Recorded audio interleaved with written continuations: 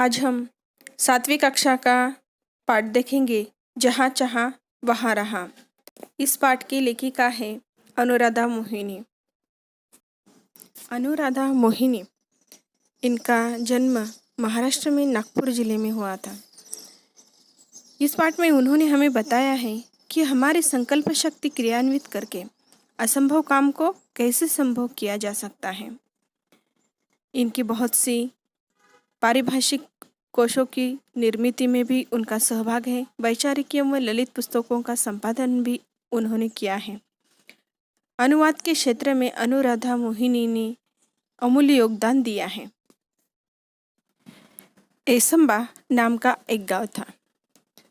वहाँ एक पाठशाला थी। उस पाठशाला की घंटी बजी।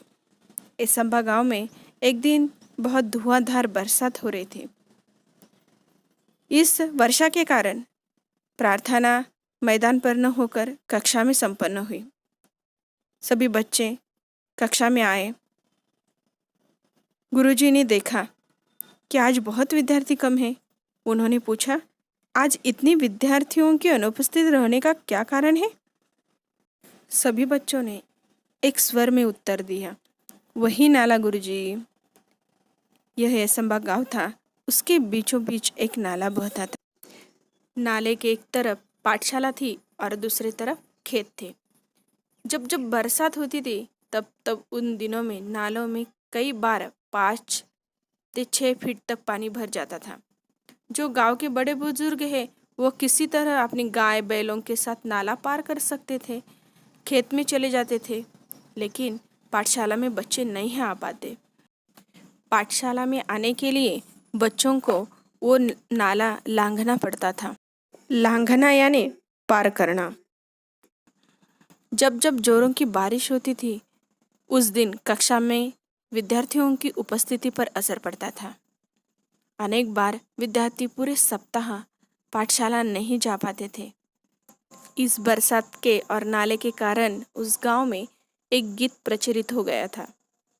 गांव में बरसात, नाले में भरा पानी, पाठशाला से छुट्टी, एसंबा गांव की यही कहानी। जब जब बरसात होती तब तब बच्चे यही गीत गाया करते थे। पाठशाला में अनुपस्थिति का विद्यार्थियों की पढ़ाई पर बुरा प्रभाव पड़ने लगा। जो विद्यार्थी अच्छी श्रेणी में आते थे वो भी वार्षिक परीक्षा में पीछे रह जाते थे। सब परेशान हो गए थे। अब क्या करें? मार्ग असंभव था, लेकिन असंभव में मूल शब्द है संभव। यही संभावना एक दिन एकाएक काम कर गई। एक दिन क्या हुआ, बहुत वर्षा हो रही थी और वो अधिकांश वर्षा होने के कारण बहुत से विद्यार्थी पाठशाला नहीं जा पाए। उस दिन बरगद के पेड़ के नीचे सब बच्चे चबूतरे पर बैठकर आपस में बात कर रहे थे। तभी उन बच्चों में से जो तुषार था उसने कहा, अरे इस बरगद के पेड़ में भूत हैं, यहाँ क्यों बैठे हो? भूत भूत सब कोरी कल्पना है और बकवास है। क्या हम में से किसी ने भूत देखा है? सब केवल मनगढ़ंत बातें हैं। जूही ने ऐसा कहकर यह बात आगे बढ़ा दी। बकवास यानी व्यर्थ की बातें। लेकिन उसमें जो उज्ज्वला थी वो तो परेशान थी। वो बोली, आज एक और अनुपस्थिति लग गई मेरी। अब तक 14 अनुपस्थितियां हो चुकी हैं इस बरसात में। तो उनमें से जो तुषार था वो बोला, मेरी तो कुल उपस्थिति ही शायद 14 होगी। शुभम ने ऐसे कहने पर सब हंस पड़े। लेकिन क्या हम हर बार बरसात में ऐसी चर्चा करते रहेंगे और अपनी पढ़ाई का नुकसान होने देंगे? क्या हम ऐसे ही हाथ पे हाथ धरे बैठे रहेंगे? आशीष ने गंभीर स्वर से कहा।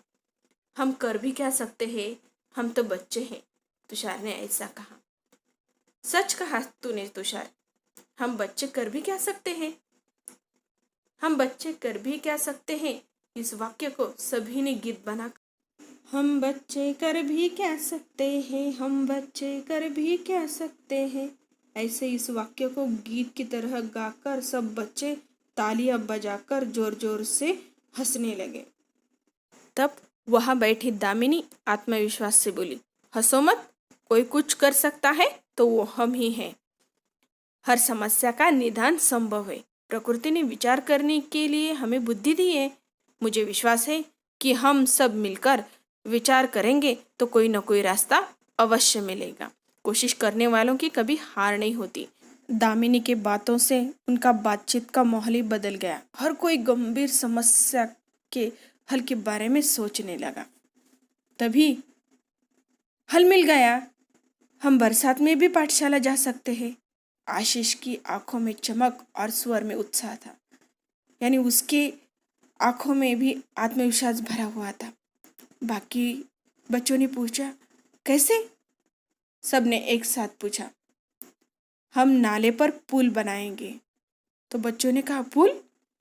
तभी आशीष ने आत्मविश्वास पूर्वक उत्तर देते हुए कहा कि हमने विज्ञान की पुस्तक में पढ़ा है, पुल की जानकारी प्राप्त की है, शहर में बड़े बड़े पुल देखे हैं। अंतर्जाल से हम जानकारी प्राप्त कर सकते हैं, यानी इंटरनेट से खोज सकते हैं। गांव का नाला बहुत चौड़ा नहीं है, हमें लगभग 10 फीट का पुल बनाना पड़ेगा। ऐसे आशीष ने कहा तो यह बात सभी ऐसंबा गांव में हवा की तरह फैल गई। सभी विद्यार्थियों में हौसला भर गया और सभी विद्यार्थियों के गांव वाले लोग प्रशंसा करने लगे। विद्यार्थियों ने समूह बनाकर काम करना शुरू कर दिया। उसके लिए सामग्री बनाई और उसकी एक सूची तैयार कर ली। सामग्री खरीदने के लिए 20-20 रुपए एकत्रित करना उन्होंने शुरुआत किया। अब तक पाठशाला के जो शिक्षक थे और गांव के जो लोग हैं वो भी सहायता के लिए पहुंच गए। उनकी मदद वो करने लगे। देखते देखते ही सामग्री के लिए आवश्यक राशि जमा हो चुकी थी। गांव के जो बड़े बुजुर्ग हैं उनका अनुभव, युवाओं की शक्ति, विद्यार्थियों का उत्साह, सब साथ मिलकर काम कर रहे थे। यानी जो बड़े बुजुर्ग हैं वो उनको जो अच्छी अच्छी बातें हैं वो समझा रहे थे। वो सब संगठित हो गए थे। संगठित प्रयासों से काम आकार लेने लगा था।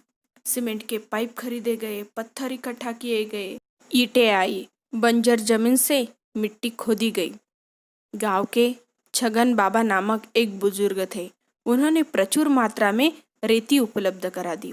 प्रचुर यानी क्या? अधिक मात्रा में। पुल बनाने के लिए पूरे गांव के हाथ एक साथ मिट्टी का भराव करने लगे। हर दिन स्वप्न पूर्ति के और एक एक कदम बढ़ाने लगा था गांव। अंततः आनंद की वो घड़ी भी आ गई। वर्षों की कठिनाई दूर हुई। केवल 15 दिनों में ग्रामीणों और विद्यार्थियों के सामूहिक श्रमदान से पुल बनकर तैयार हो चुका था। ग्रामीणों यानी क्या? कि ग्रामवासियों, उस गांव के लोग। पूरे गांव के लिए यह एक अद्भुत उपलब्धि थी। सभी ने एकता, संगठन और श्रमदान का महत्व भी समझाया था।